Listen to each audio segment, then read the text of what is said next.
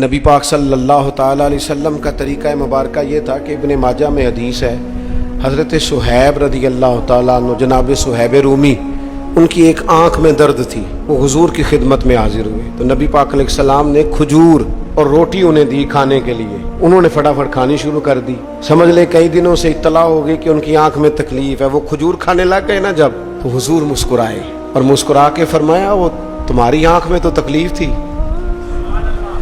تو حضرت صہیب نے بھی پلٹ کے دیکھا، جب کرم چھم چھم برس رہا تھا نا، کریم فرمانے لگے کہ تمہاری تو آنکھ میں تکلیف تھی۔ تو حضرت صہیب کھا رہے ہیں اور کھاتے کھاتے کہنے لگے حضور وہ جس سائیڈ میں آنکھ میں تکلیف تھی میں اس طرف سے نہیں کھا رہا، میں دوسری طرف سے کھا رہا ہوں۔ حضور میں نا ذرا دوسری طرف سے کھا رہا ہوں۔ اللہ کے محبوب نے مسکرانا شروع کر دیا۔ نبی پاک علیہ الصلوۃ والسلام نے اپنی زندگی میں خوشیاں تقسیم فرمائی۔